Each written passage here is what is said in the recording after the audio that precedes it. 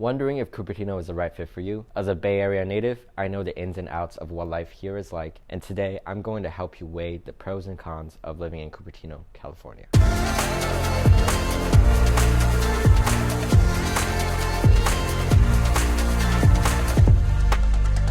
Cupertino is on the western edge of Silicon Valley, neighboring the foothills of the Santa Cruz Mountains. It's home to a population of 64,000 people and is renowned for the innovative center of Silicon Valley. But if you're taking the chance on moving here, you're going to want to know more than just the highlights. What are the exciting things about Cupertino and what should you be aware of? I'm Huang. I'm a top real estate agent here in Silicon Valley. If there's anything you want to know about living in Cupertino, my team, the Southern Silicon Valley Group, can help. I'm getting phone calls and text messages here every single day from people moving and relocating to this area, and I absolutely love it. So if you're thinking about moving anywhere in the San Francisco Bay Area or Silicon Valley, make sure to call or text me.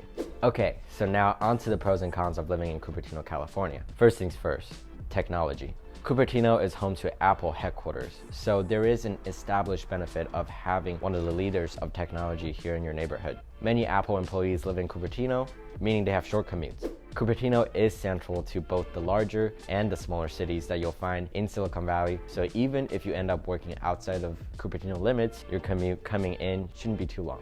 This city is really great for families as well. Cupertino housing varies from condos to townhomes to single-family homes. No matter what the size of your family, there is a home that will accommodate everybody. It's a safe community like everywhere else. However, it's always important to stay cautious, but as of 2019, Cupertino was ranked safer than 61% of the cities here in America. A downside, however, to settling down here is that it will cost you more than what you're used to. Silicon Valley is very expensive and Cupertino is no different. Rent might cost you something like $2,600 for a studio or $5,100 for a 4-bedroom, and home buyers are definitely looking at medium home prices of $2 million. That pay scale isn't uncommon either. You'll find the average cost of living for any Silicon Valley city falls right in that range. The pricey cost of residency in Cupertino is counterbalanced by the fact that along with your own home, you get to enjoy everything in this city has to offer you. Main Street Cupertino is the #1 spot for dining and entertainment. Haidilao Hapa is one of my absolute favorite places to eat, and it's located right here on Main Street. There's also an Orange Theory Fitness and a Target for anyone looking to run some errands or get a quick workout in. It's a one-stop shop for spending a day outside of your house. There are also a lot of parks and hiking trails. The Bay Area weather is unbeatable here. It doesn't get miserably hot or extremely cold here, and when the weather is nice, it is impossible not to spend a day outside enjoying it. Cupertino Memorial Park is a popular park that most people go out to, and hiking trails like Stevens Canyon Trail is nearby as well. And these are just a few of the many places found within and around the city. For any other errands you might need to run, Cupertino has a large variety of grocery stores that represent its diverse community. There are really good Japanese, Chinese, and Korean supermarkets all within a 10-mile radius of each other. I really like being able to shop at one of these markets and taking a short drive to another if the first stop didn't have what I wanted. There's also your familiar chain stores like Safeway, Trader Joe's, Whole Foods nearby, as well as any kind of product you're looking for you'd be able to find.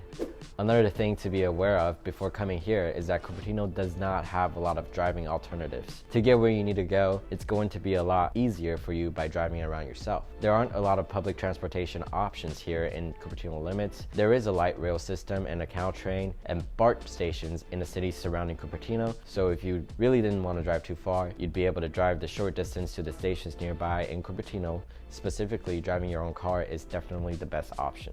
If you're working as a student or bring a family here to the Bay Area, Cupertino has some of the best schools in the area. Cupertino High, Monte Vista, and Homestead are the top 3 most reputable high schools within the city. And the middle and elementary schools are just as good. A lot of families actually move here solely so their kids can attend these schools. They're that good.